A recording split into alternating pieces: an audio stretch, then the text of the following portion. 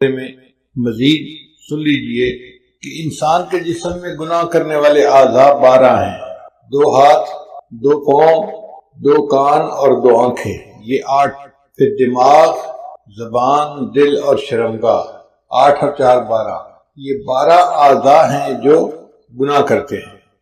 اور اگر ہم کلمے کے حروف کو دیکھیں تو وہ بھی 12 بنتے ہیں۔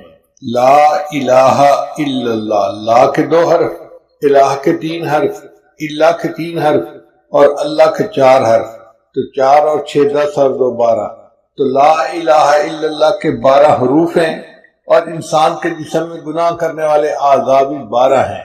تو مشائخ نے لکھا ہے کہ جو بندہ لا الہ الا اللہ کی تسبیح پڑھے گا، اللہ اس کے سب اعضاء کے گناہوں کو معاف فرما دیں گے۔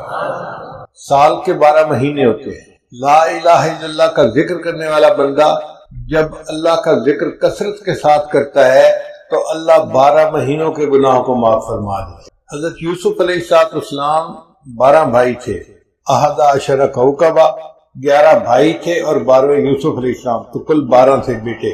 مگر یوسف علیہ السلام کی برکت سے اللہ نے باقی سب بھائیوں کے گناہوں کو بھی معاف کر دیا تھا۔ یہ کلمہ طیبہ بھی ایسا ہے کہ اس کے پڑھنے کی وجہ سے اللہ تعالیٰ انسان کے 12 مہینوں کے گناہوں کو معاف فرما دیتے ہیں۔ قرآن مجید میں ہے جہنم کے 7 دروازے ہیں، لا 7 ابواب، تو جو کلمہ ہے نا لا الہ الا اللہ محمد رسول اللہ، اس کے 7 الفاظ ہیں، لا الہ الا اللہ 4 ہو گئے، اور محمد رسول اللہ 3 وہ ہو گئے، تو 7 الفاظ بنتے ہیں۔ تو جہنم کے 7 دروازے ہیں، تو جو بندہ لا الہ الا اللہ محمد رسول اللہ پڑھ لیتا ہے اس کے لیے اللہ تعالیٰ جہنم کے 7 دروازوں کو بند فرما دیتے ہیں۔ اب اس لا الہ الا اللہ کے ذرا معارف کو سن لیجئے۔ لا الہ الا اللہ یہ مقصد زندگی ہے، اور محمد الرسول اللہ یہ طرز زندگی ہے۔ لا الہ الا اللہ یہ یقین کی دنیا ہے، اور محمد الرسول اللہ یہ عمل کی دنیا ہے۔ لا الہ الا اللہ یہ روحانی دنیا ہے، اور محمد الرسول اللہ یہ جسمانی دنیا ہے۔ لا الہ الا اللہ کا تعلق باطن سے ہے جس کو دکھایا نہیں جا سکتا، محمد الرسول اللہ کا تعلق ظاہر سے ہے جس کو چھپایا نہیں جا سکتا۔ لا الہ الا اللہ باطن کی دنیا کو بسانا ہے، اور محمد الرسول اللہ کا معنی ظاہر کو سنتوں سے سجانا ہے۔ لا الہ الا اللہ یہ قلب کو اللہ کی طرف متوجہ کرتا ہے، اور محمد الرسول اللہ یہ جسم کو عبادت کی طرف متوجہ کرتا ہے۔ لا الہ الا اللہ میں ما سوا کا یقین دل سے نکل جائے، اور محمد الرسول اللہ کا مقصد ہے کہ ما سوا کے طریقے زندگی سے نکل جائیں۔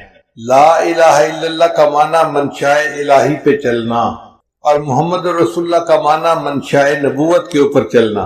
لا الہ الا اللہ اس میں جلال ہے، اور محمد الرسول اللہ اس میں جمال ہے۔ لا الہ الا اللہ میں احکامات الہی پر چلنے میں کامیابی کا یقین، اور محمد الرسول اللہ میں سنن نبی پر چلنے میں کامیابی کا یقین۔ اللہ تعالیٰ نے غزوہ بدر میں لا الہ الا اللہ میں کامیابی کا سبق سکھایا، اور غزوہ احد میں محمد الرسول اللہ میں کامیابی کا سبق سکھایا۔ لا الہ الا اللہ یہ درخت کی جڑ کی مانند ہے، جڑ جتنی مضبوط ہوگی درخت اتنا مضبوط ہوگا، اور محمد رسول اللہ یہ درخت کی شاخوں کی مانند ہے، شاخیں جتنی زیادہ ہوتی ہیں، پتے زیادہ ہوتے ہیں تو پھل بھی زیادہ ہوتا ہے اور اس کا سایہ بھی زیادہ ہوتا ہے۔ لا الہ الا اللہ یہ پاسپورٹ کی مانند ہے، اور محمد رسول اللہ یہ جنت کے ویزے کی مانند ہے۔ اب لا الہ الا اللہ میں اللہ کی ذات کا تعلق ہے، اور محمد رسول اللہ میں نبی علیہ السلام کی رسالت کا تعلق ہے۔ گویا 2 ہستیوں سے ہمارا واسطہ پڑا، ایک اللہ سے جو ارحم الراحمین ہے، اور ایک محمد الرسول اللہ سے جو رحمت للعالمین ہے۔ کسی شاعر نے کیا اچھی بات کہی، یا رب تو کریمی و رسول تو کریم، اے رب آپ بھی کریم ہیں اور آپ کے رسول صلی اللہ علیہ وسلم بھی کریم ہیں، صد شکر کے ہستیم میں آنے دو کریم۔ میں اللہ کا شکر ادا کرتا ہوں کہ میرا معاملہ 2 ہستیوں کے درمیان ہے جو دونوں کریم ہیں۔ اب اللہ تعالیٰ کے ارحم الراحمین ہونے کا ذرا نظارہ دیکھیے۔ اللہ رب العزت کی رحمت کے 2 نام ہیں، ایک ہے رحمان اور ایک ہے رحیم۔ تو طالب علم کے ذہن میں بات آتی ہے کہ 2 نام کیوں ہیں؟ اس کی ایک وجہ ہے، ایک ہوتا ہے بندے کا مالدار ہونا، یہ ایک الگ صفت ہے، اور ایک ہوتا ہے بندے کا سخی ہونا، یہ الگ صفت ہے۔ کئی دفعہ بندہ مالدار تو ہوتا ہے، سخی نہیں ہوتا تو مال کس کام کا۔ کئی بندہ سخی تو بڑا ہوتا ہے، پلے کچھ نہیں ہوتا تو اس کی سخاوت کس کام کی۔ مزہ تو تب ہے کہ مال بھی کثرت کے ساتھ ہو اور سخاوت بھی خوب ہو۔ تو رحیم کا جو نام ہے نا اللہ تعالیٰ کا، اس کا معنی ہے کہ اللہ تعالیٰ کی رحمت بے انتہا ہے، اور رحمان کا مطلب کہ اللہ کی رحمت خرچ بھی بے انتہا ہو رہی ہے۔ آپ دیکھیں اللہ وہ ذات ہے جس کی رحمت اپنوں پہ بھی دنیا میں خرچ ہو رہی ہے، پرایوں پہ بھی ہو رہی ہے، مومنوں پہ بھی ہو رہی ہے، کافروں پہ ہو رہی ہے۔ کافروں کو اولاد کون دیتا ہے؟ کافروں کو صحت کون دیتا ہے؟ کافروں کو عزت کون دیتا ہے؟ تو یہ سب کچھ نعمتیں ان کو دنیا میں اللہ دیتا ہے۔ اللہ وہ ذات ہے جو رحمان ہے، جو وفاداروں کو بھی دنیا میں دیتا ہے، غداروں کو بھی دنیا میں دیتا ہے۔ اس کی رحمت کی انتہا دیکھیے کہ ہر کسی پر اس کی رحمت خرچ ہو رہی ہے۔ اس لیے یہ دو نام ہیں، رحمان اور رحیم۔ رحیم کا مطلب وہ ذات جس کی رحمت اتنی کہ کوئی اس کی انتہا ہی نہیں، اور رحمان کا مطلب وہ ذات کہ جس کی رحمت اپنے اور پرائے ہر ایک کے اوپر خرچ ہو رہی ہے۔ حدیث مبارکہ میں آتا ہے کہ اللہ رب العزت نے اپنی رحمت کے 100 حصے کیے، اور ان میں سے ایک حصہ اللہ نے مخلوق میں تقسیم کیا۔ یہ جو مخلوق میں محبتیں نظر آتی ہیں نا، ماں کو محبت اولاد سے ہے، خامد کو بیوی سے ہے، بیوی کو خامد سے ہے، بھائی بہن کی محبت، دو بھائیوں کی محبت، پیر کو مرید سے، مرید کو پیر سے، استاد شاگرد، شاگرد استاد۔ مخلوق میں جتنی محبتیں نظر آتی ہیں یہ اس ایک حصے کے آگے حصے در حصے ہیں جو ہمیں ملے ہیں۔ اب آپ غور کیجئے کہ اگر وہ خرب حصہ جو کسی ایک ماں کے حصے میں آیا، اس کی وجہ سے ماں کو اولاد سے اتنی محبت ہوتی ہے، تو جس پروردگار کے پاس 100 حصے رحمت ہے، اس کو بندوں سے کتنی محبت ہوگی، ہم تو اس کا اندازہ ہی نہیں لگا سکتے۔ سچی بات تو یہی ہے کہ رحمت تو اللہ کے پاس ہے، یا پھر رحمت للعالمین کے پاس ہے، اور باقی تو سارے پانی کے بلبلے ہیں۔ چنانچہ اللہ رب العزت نے اپنے پیارے حبیب صلی اللہ علیہ وسلم کی امت کے لیے دنیا میں ایسا نظام بنایا کہ چھوٹے چھوٹے بہانوں سے ان کے گناہوں کو معاف کرنا ہے۔ اب ذرا غور کیجئے کہ کوئی بندہ نیکی کا ارادہ کرتا ہے نا، ابھی نیکی کی نہیں ہے، صرف دل میں ارادہ کیا، مصمم ارادہ کیا، تو ارادہ کرنے پر فرشتہ ایک نیکی نامہ اعمال میں لکھ لیتا ہے۔ ابھی اس نے کچھ بھی نہیں کیا، لیکن چونکہ ارادہ کر لیا تو ارادہ کرنے پر اس کے لیے نیکی لکھ دی جاتی ہے، اور نیکی کا فرشتہ امیر ہے، اور جو گناہ لکھنے والا فرشتہ ہے وہ اس کا ماتحت ہے۔ اب یہی بندہ گناہ کا ارادہ کرے تو گناہ والا فرشتہ لکھ نہیں سکتا، کیوں؟ نیکی والا فرشتہ کہتا ہے بھی گناہ کیا تو نہیں نا، تمہیں کیا مسئلہ ہے، کیوں لکھ سکتے؟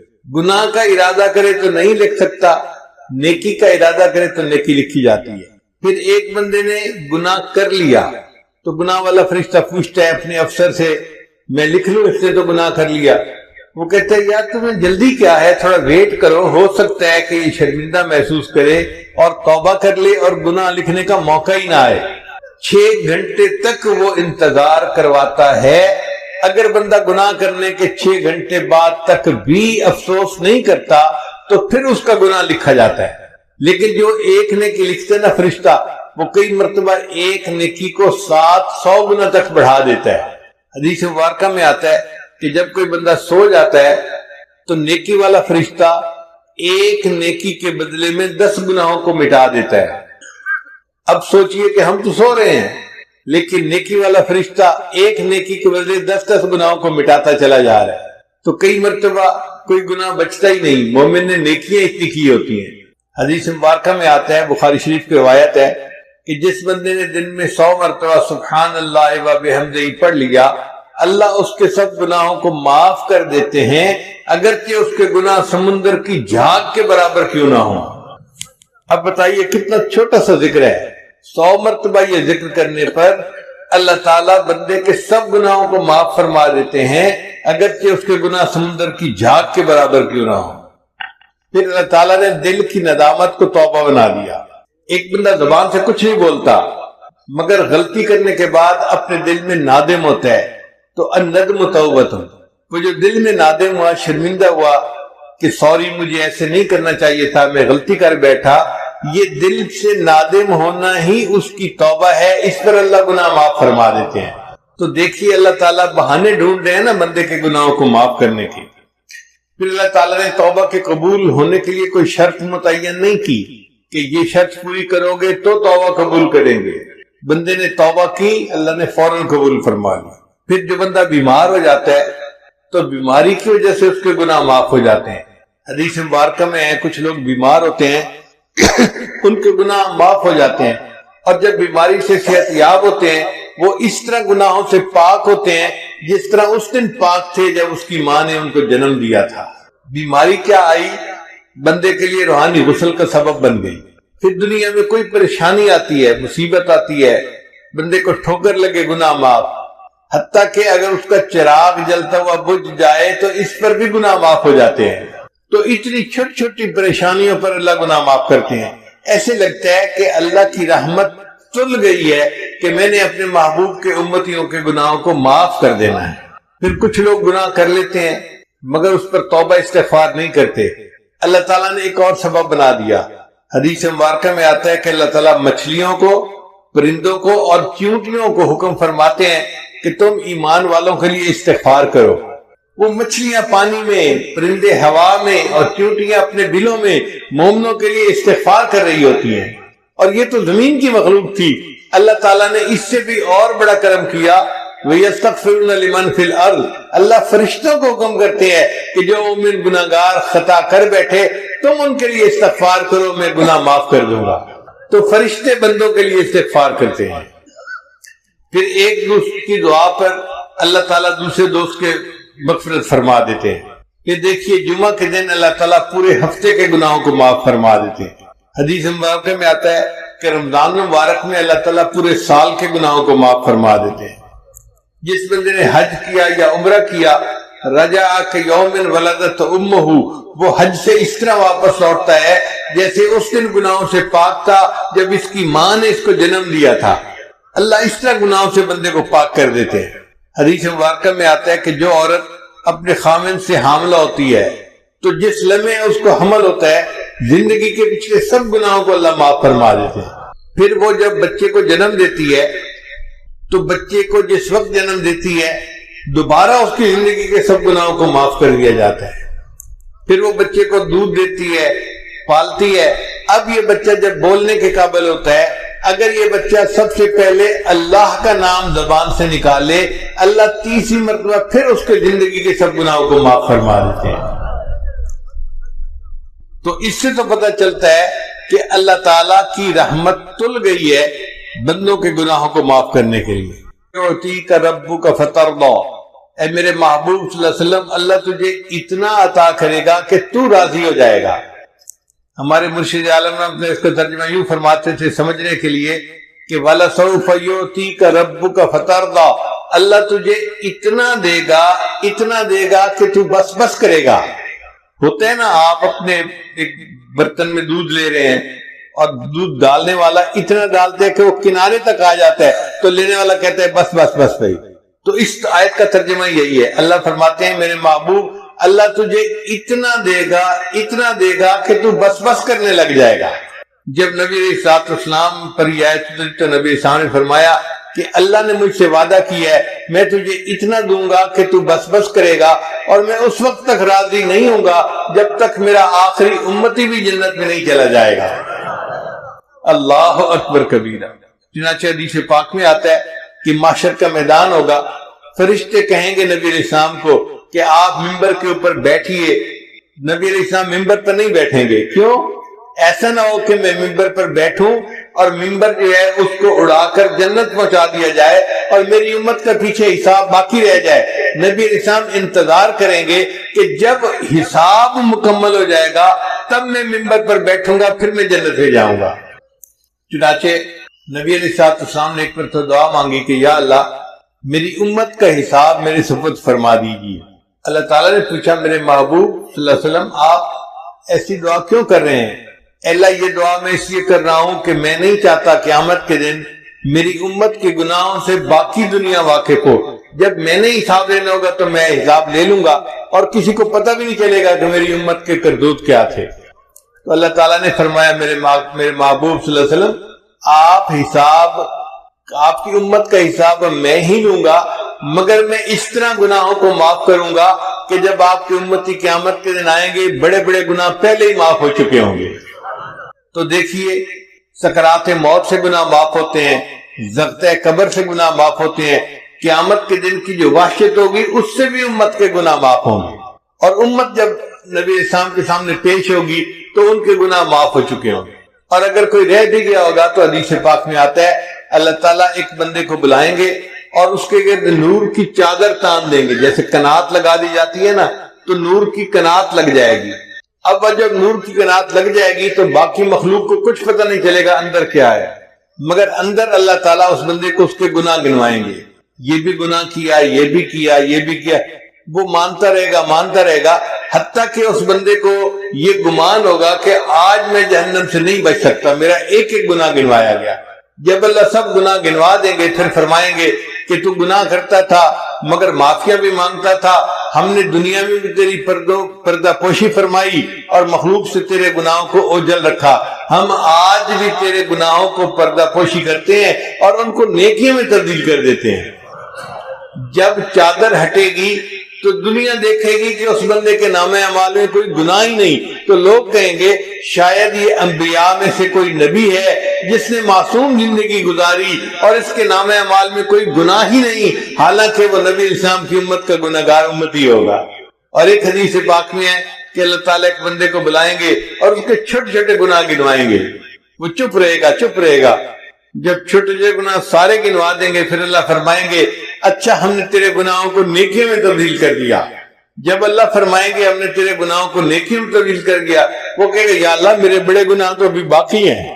حدیث مبارکہ میں ہے کہ نبی علیہ السلام نے جب یہ حدیث سنائی تو آپ اتنا کھلکھلا کر ہنسے کہ صحابہ کو آپ کی داڑیں جو تھی وہ بھی نظر آنے لگ گئیں کہ دیکھو چھوٹے چھوٹے گناہ گنوا رہے تھے تو چپ کھڑا تھا، جب کہا گناہ نیکیوں میں تبدیل کرتے ہیں تو کہتے ہیں جی میرے بڑے گناہ تو ابھی سارے باقی ہیں۔ تو اللہ تعالیٰ یوں امت کے گناہوں کو نیکیوں میں تبدیل فرما دیں گے۔ چنانچہ کچھ امتی ایسے ہوں گے جن کو اللہ تعالیٰ قیامت میں عرش کا سایہ عطا فرمائیں گے۔ 7 تو وہ حضرات ہیں جن کا ایک ہی حدیث میں تذکرہ ہے، اور باقی وہ لوگ ہیں جن کا مختلف اور احادیث میں تذکرہ ہے۔ ان تمام کا مجموعہ میں آج آپ کے سامنے کر دیتا ہوں تو آپ حیران ہوں گے کہ اتنے لوگ عرش کے سائے میں ہوں گے کہ لگتا ہے کہ ہر بندہ کہیں نہ کہیں فٹ ہو ہی جائے گا۔ ایک امام عادل جو بادشاہ ہو مگر انصاف کرنے والا ہو، اس کو اللہ تعالیٰ عرش کا سایہ عطا فرمائیں گے۔ ایک نوجوان جو جوانی میں عبادت کرنے والا ہو۔ اب طلباء مدرسے میں جتنے ہوتے ہیں یہ جوانی کے عالم میں اللہ کی عبادت کرنے والے ہوتے ہیں، اس کا مطلب یہ کہ مدارس سے طلباء تو سارے کے سارے ہی عرش کے سائے کے نیچے ہوں گے۔ پھر جس بندے کا دل مسجد میں اٹکا ہوا ہو، کہ ایسے بوڑھے ہوتے ہیں نا، بڑھاپے میں اور تو کام ہوتا کوئی نہیں تو وہ نمازوں کے لیے مسجد میں جاتے ہیں اور مسجد کے کھوٹے بن جاتے ہیں، تو جن کا دل مسجد میں اٹکا ہوا ہو وہ بھی قیامت کے دن عرش کے سائے کے نیچے ہوگا۔ وہ 2 شخص جو اللہ کے لیے ایک دوسرے سے محبت کرتے ہوں گے، جیسے 2 طالب علم ہیں یا 2 پیر بھائی ہیں، اللہ کے لیے ایک دوسرے سے محبت، یا شیخ کو مرید کے ساتھ محبت ہوتی ہے یا مرید کو شیخ کے ساتھ، استاد کو شاگرد کے ساتھ، شاگرد کو استاد کے ساتھ، تو یہ دونوں بھی جنت کے سائے میں ہوں گے۔ اب آپ بتائیے اتنی باتیں گنوانے سے کتنے لوگ ہیں جو عرش کے سائے کے نیچے آنے کے مستحق بن گئے۔ پھر فرمایا کہ جو بندہ چھپ کے صدقہ کرے، یعنی صدقہ کرے اور کسی کو بتائے نہیں، کتنے مخیر حضرات ہیں یا ادارے کے معاونین ہوتے ہیں جو تعاون کرتے ہیں اور بتاتے کسی کو نہیں ہے، تو ایسا بندہ بھی قیامت دن عرش کے سائے کے نیچے ہوگا۔ اور پھر وہ بندہ جو تنہائی میں اللہ کو یاد کرے اور اس کی آنکھوں میں سے آنسو آ جائیں۔ نوجوان طلباء غلطیاں کر بیٹھتے ہیں لیکن کئی مرتبہ تہجد میں تنہائی میں یہ بیٹھ کے اس پر افسوس کرتے ہیں، توبہ طائب ہوتے ہیں اور دعا مانگتے ہوئے ان کی آنکھوں سے آنسو آ جاتے ہیں، تو ان لوگوں کو بھی اللہ تعالیٰ عرش کا سایہ عطا فرمائیں گے۔ پھر اگر کسی مرد کو عورت گناہ کی دعوت دے اور وہ کہے انی اخاف اللہ، میں اللہ سے ڈرتا ہوں، یا عورت کو مرد اپنی طرف متوجہ کرے اور وہ کہے کہ نہیں میں اللہ سے ڈرتی ہوں، تو یہ مرد اور یہ عورت بھی قیامت کے دن عرش کے سائے کے نیچے ہوں گے۔ پھر اگر کسی بندے نے قرضہ لیا مگر قرضہ دینے میں اس کو مشکل ہو رہی ہے اور وہ اپنے قرضدار کو کہتا ہے کہ جی مجھے تھوڑی مہلت اور دے دو، تو قرضہ ادا کرنے میں مہلت دینے والا مقروض بندے کو یہ بھی قیامت کے دن عرش کے سائے کے نیچے ہوگا۔ پھر ایک بندہ تو تجارت میں سچ بولتا ہو تو اس سچ بولنے پر اللہ تعالیٰ اس کو قیامت کے دن عرش کا سایہ عطا فرمائے گا۔ پھر وہ بندہ جو رات کے اندھیرے میں مسجد میں چل کے جانے والا ہو، فجر کے وقت اندھیرا ہوتا ہے نا، لوگ مسجد میں آتے ہیں یا تہجد کے وقت آتے ہیں یا عشاء کے وقت آتے ہیں، رات کے اندھیرے میں چل کر مسجد میں جانے والا، اللہ اس کو بھی عرش کا سایہ عطا فرمائے گا۔ پھر یتیم کی پرورش کرنے والا، یہ تو ایک عام سی بات ہے، ہر دوسرے چوتھے گھر میں کوئی نہ کوئی یتیم پل رہا ہوتا ہے، کسی کی بہن کا بیٹا ہوتا ہے، کسی کے بھائی کا بیٹا، کہیں بہن پالتی ہے کہیں بھائی پالتا ہے، تو گھروں میں یتیم ہمارے پلتے ہیں، یہ ایک عام سی بات ہے۔ یتیم کو پالنے والا بندہ بھی قیامت کے دن عرش کے سائے کے نیچے ہوگا۔ پھر صلہ رحمی کرنے والا، صلہ رحمی کرنے والا بندہ اس کو کہتے ہیں جو رشتے ناطے قائم رکھے، یعنی اپنے رشتہ داریوں کا خیال رکھے۔ الحمدللہ ہمارا یہ معاشرہ ایسا ہے کہ جس میں مسلمان گھروں میں ایک دوسرے کے ساتھ رشتے نبھائے جاتے ہیں، خیال رکھا جاتا ہے، ایک دوسرے کی خوشی غمی میں اس کے ساتھ شریک ہوتے ہیں، ایک دوسرے کے ساتھ تعاون کرتے ہیں، ہر لحاظ سے محبت رشتے نبھاتے ہیں۔ یہ صلہ رحمی کرنے والا بندہ قیامت کے دن عرش کے سائے کے نیچے ہوگا۔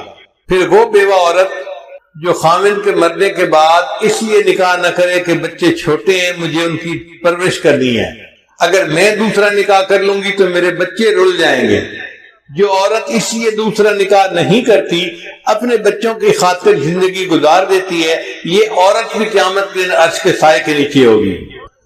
پھر وہ بندہ جو اللہ کے راستے میں جاگتا ہو وہ بھی قیامت کے دن عرش کے سائے کے نیچے ہوگا۔ پھر وہ کام کرنے والا بندہ جو رشوت نہ لیتا ہو یہ بھی قیامت کے دن عرش کے سائے کے نیچے ہوگا۔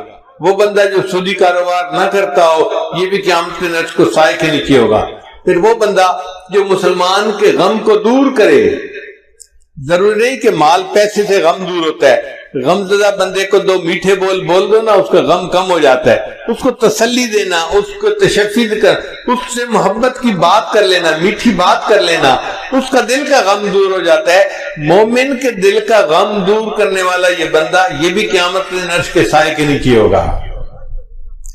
پھر کثرت سے درود شریف پڑھنے والا، اب طلباء کثرت سے درود شریف پڑھتے ہیں، ایک ایک حدیث میں کتنی بار صلی اللہ علیہ وسلم یہ درود شریف ہے، تو اس پر اللہ تعالیٰ ان کو قیامت کے دن عرش کا سایہ عطا فرمائیں گے۔ پھر سنت کو زندہ کرنے والا، جو بندہ نوجوانی میں آج چہرے کے اوپر داڑھی سجاتا ہے یہ سنت کو زندہ کرنے والا نوجوان ہے، اس کو اللہ تعالیٰ اس عمل کے بدلے قیامت کے دن عرش کا سایہ عطا فرمائیں گے۔ پھر نماز کے وقت کا خیال رکھنے والا، جو باجماعت نماز پڑھتے ہیں، صاف ظاہر ہے وہ اپنی گھڑیاں دیکھتے رہتے ہیں، وقت کا خیال کرتے ہیں اور وقت پہ پہنچتے ہیں، ان کو تکبیر اللہ میں شامل ہونا ہوتا ہے۔ اللہ اس تکبیر اللہ کی پابندی سے اس کو بھی قیامت کے دن عرش کا سایہ عطا فرمائیں گے۔ ایسے لگتا ہے کہ اللہ تعالیٰ نے عرش کا سایہ بنایا ہی امت محمدیہ کے لیے ہے۔ سچی بات تو یہ ہے کہ ہر بندہ کہیں نہ کہیں عرش کے سائے میں آنے والے لوگوں میں فٹ ہو جاتا ہے۔ تو رحمت للعالمین دیکھیے نبی اسلام کی کہ انہوں نے اللہ سے دعائیں مانگی اور اللہ نے ان کی امت کے لیے ایسے آسانیاں فرما دی۔ نبی اسلام امت کے لیے بہت دعائیں مانگا کرتے تھے۔ حدیث مبارکہ میں آتا ہے کہ نبی اسلام نے ایک مرتبہ دریا کے کنارے نماز ادا فرمائی، سفر سے آ رہے تھے، تو جب آپ نے نماز پڑھی تو آپ نے دیکھا کہ ایک چڑیا آئی اور ریت کے 2-3 ذرات اس نے اپنی چونچ میں لیے اور دریا کے اوپر چل کے چلی گئی۔ پھر دوبارہ آئی، پھر اس نے 2-4 ذرات اپنی چونچ میں لیے، پھر اڑ کے چلی گئی۔ جب 2-4 دفعہ ایسا ہوا تو نبی علیہ السلام متوجہ ہوئے کہ یہ چڑیا کیا کر رہی ہے۔ تو جبریل علیہ السلام آئے، انہوں نے آ کے بتایا اے اللہ کے نبی وسلم آپ امت کی بخشش کی دعائیں کرتے ہیں، اللہ نے آپ کو ایک منظر دکھا دیا ہے کہ یہ چونچ میں جو ذرے لیتی ہے تو وہ چند ذرے ہوتے ہیں، اور یہ جا کر دریا کے اوپر پھینکتی ہے تو دریا کو پتہ ہی نہیں چلتا کہ ذرے پھینکے گئے یا نہیں پھینکے گئے۔ تو اللہ نے آپ کو دکھایا ہے آپ کی امت کے گناہ وہ ریت کے ذرات کی مانند ہیں، اور اللہ کی رحمت تو اس دریا کی مانند ہے، وہ ساری امت کے گناہوں کو بھی معاف کر دے تو دریا کو پتہ ہی نہیں چلے گا۔ کہتے ہیں کہ ایک مچھر کسی بیل کے سینگ پہ بیٹھ گیا تھا، پھر اس نے اڑتے ہوئے اس سے سوری کی کہ سوری میں آپ کے سینگ کے اوپر بیٹھا رہا، تو بیل نے کہا او میاں مجھے تو پتہ بھی نہیں چلا کہ تو بیٹھا بھی تھا یا نہیں بیٹھا تھا۔ اگر مچھر کے وزن کا بیل کو پتہ نہیں چلتا تو ہمارے گناہوں کا اللہ کی رحمت کے سامنے کوئی حیثیت ہی نہیں ہے۔ اللہ چاہے تو سب کے گناہوں کو معاف فرما دے۔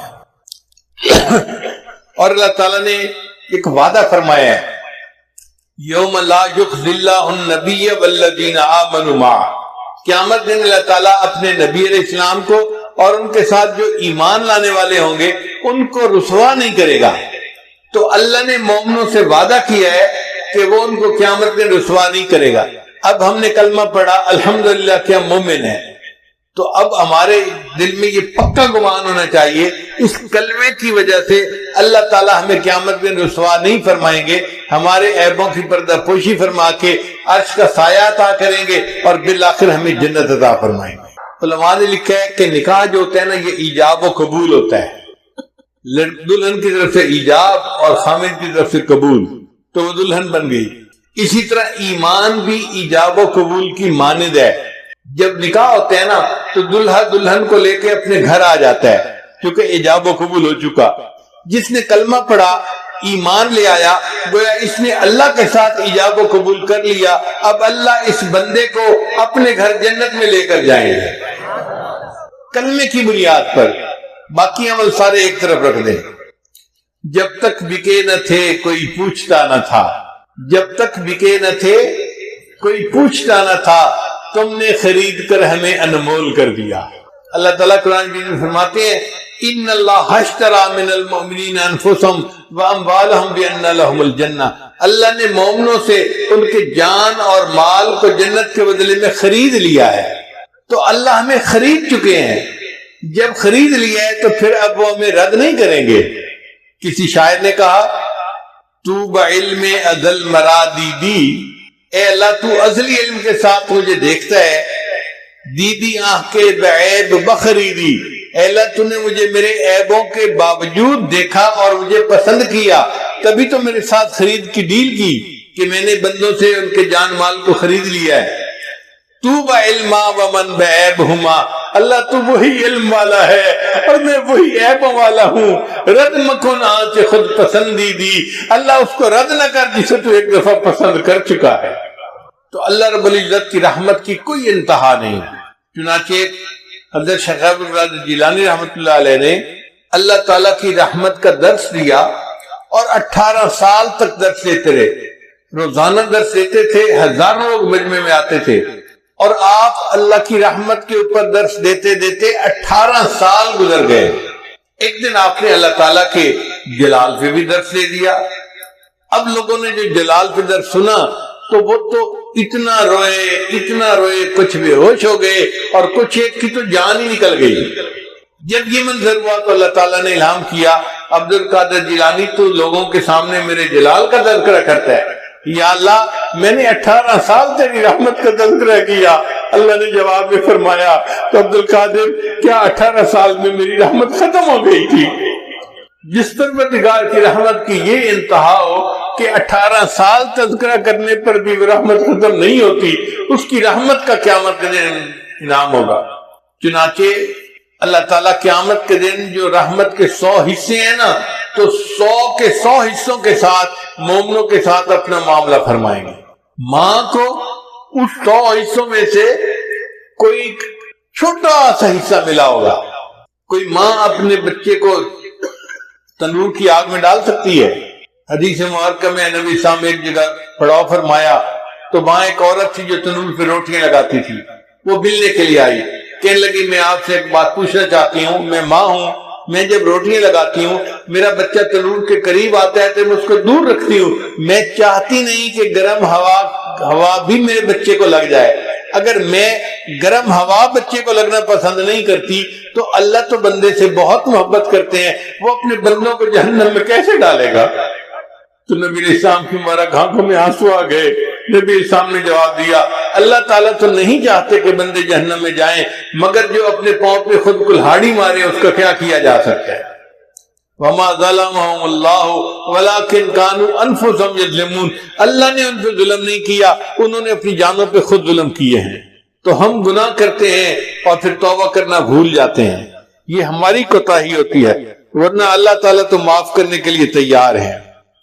ایک گناہ میرا ماں پیو ویکھے تے دیوݨ دیس نکالا، ایک گناہ میرا ماں پیو ویکھے تے دیوݨ دیس نکالا، تے لکھ گناہ میرا اللہ ویکھے تے وہ پردے پاون والا۔ اللہ لاکھوں گناہ بندے کے دیکھتے ہیں پھر بندے پہ پردے ڈال دیتے ہیں۔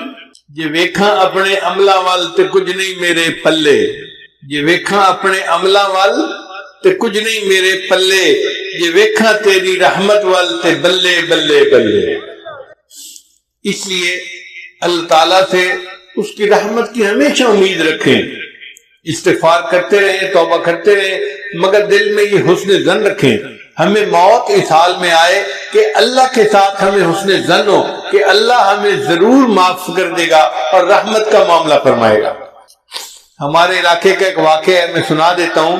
ایک پیر صاحب آئے، قریب موچی والا ایک گاؤں ہے وہاں پہ، تو پیر صاحب نے سوچا کہ دیہاتی لوگ نماز بھی نہیں پڑھتے اور باقی نیک اعمال بھی اتنے نہیں کرتے، تو ان کو مسجد میں بلائیں اور تقریر کر کے ان کو نصیحت کی جائے۔ چنانچہ انہوں نے اعلان کروا دیا کہ بھئی لوگوں آؤ، آج پیر صاحب تقریر کریں گے اور لوگ ان کی تقریر سنیں گے۔ کوئی 100 کے قریب دیہاتی جمع ہو گئے۔ جب تقریر شروع ہونے لگی تو ایک بوڑھا سا اٹھا، کہنے لگا، پیر صاحب میں ان پڑھ جاہل جٹ بتان ہوں، اگر مجھے کوئی بات سمجھ نہ آئے تو کیا میں سوال پوچھ سکتا ہوں؟ ان کا ہاں پوچھ لینا۔ اب پیر صاحب نے بیان شروع کیا۔ پیر صاحب نے بیان کرتے ہوئے موت کا تذکرہ کیا، پھر حشر کا تذکرہ کیا، پھر انہوں نے کہا کہ دیکھو پل صراط ہوگی جو بال سے زیادہ باریک اور تلوار سے زیادہ تیز ہوگی۔ ہم بھی اپنے بچپن میں اپنے والدین سے یہی سنا کرتے تھے کہ پل صراط ہوگی جو بال سے زیادہ باریک اور تلوار سے زیادہ تیز ہوگی۔ تو جب پیر صاحب نے یہ کہا نا تو وہ بوڑھا کھڑا ہو گیا، کہنے لگا، پیر صاحب میں یوں تو لگتا ہے ایک کوڑ ہے۔ ان کا نہیں کتابوں میں لکھا ہوا ہے، فلاں کتاب میں فلاں کتاب میں۔ تو کہتے ہیں اچھا لکھے ہوئے کتابیں؟ انہوں نے کہا لکھے ہوئے ہے۔ اکھے پیر صاحب موڑ ان آنکھوں چاہنا کہ اللہ سائیں دی پاٹ تے پاون دی نیت کا ہی نہیں۔ بھئی اگر بال سے زیادہ باریک ہے اور تلوار سے زیادہ تیز ہے تو پھر یوں کہو کہ اللہ تعالیٰ کی پار گزارنے کی نیت ہی نہیں ہے۔ خیر بات آئی گئی ہو گئی۔ پھر پیر صاحب نے تقریر شروع کی کہ بھئی نیکی کرو، گناہوں سے بچو، اگر نہیں نیکی کرو گے، گناہ کرو گے تو پہلے اللہ تمہیں دوزخ میں ڈالے گا اور جب سزا مل جائے گی اس کے بعد پھر تمہیں جنت میں اللہ تعالیٰ ڈالے گا۔ جب انہوں نے یہ بات کی نا تو بوڑھا پھر کھڑا ہو گیا، پیر صاحب مینو لگتا ہے ایک کوڑ ہے۔ ان کا بھئی وہ کیسے؟ کہنے لگا، پیر صاحب گل دسو، میرے گھر جو پڑا آوے تو میں انہوں 5-7 لتر مارا، موڑا کھاں بھجیا ککڑ کھا لے اور کھا لئی سی۔ اور پیر صاحب اللہ جنہوں بخشنے اس بخش ہی چھوڑنے اس کو ہی نہیں سزا دیں گی اس نے۔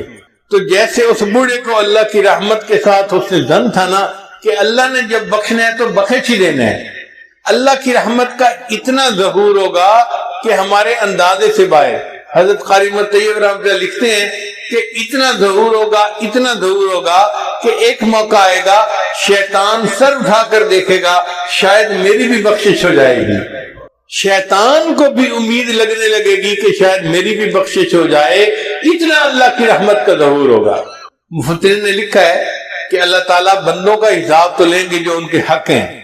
جب سب سے بندوں کے حساب حقوق العباد کا حساب لے لیا جائے گا تو فرشتے کہیں گے اللہ حقوق العباد کا حساب ہو چکا، اب صرف حقوق اللہ باقی ہیں۔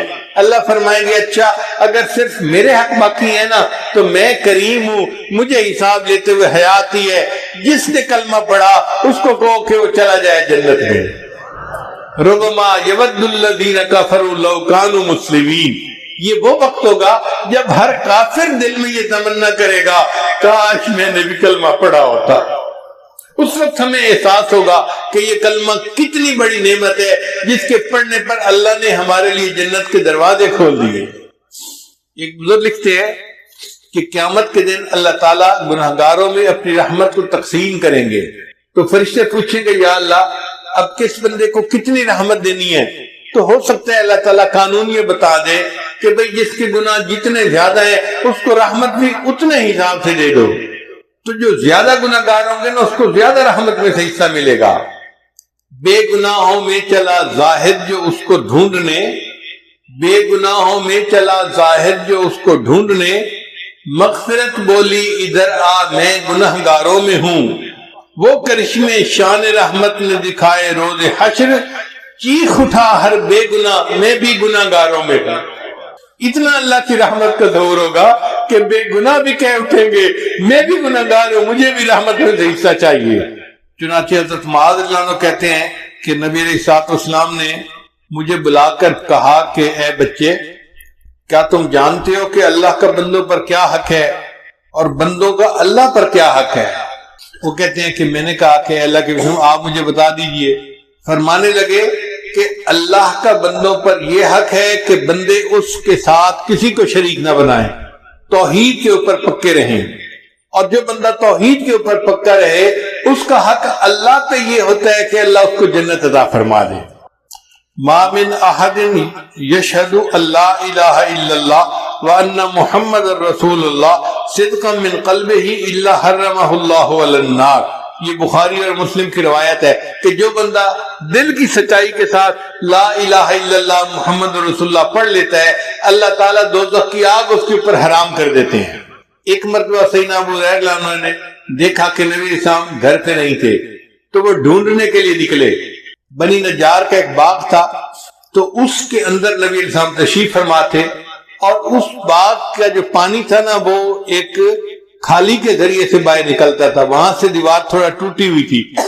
ابو ہریرہ دروازے کی طرف جاتے اور اندر جاتے تو دیر لگ جاتی، ان کو جلدی تھی، وہ اس نالی سے خالی جس کو کہتے ہیں نا وہاں سے باغ کے اندر داخل ہو گئے اور نبی علیہ السلام کے پاس حاضر ہوئے۔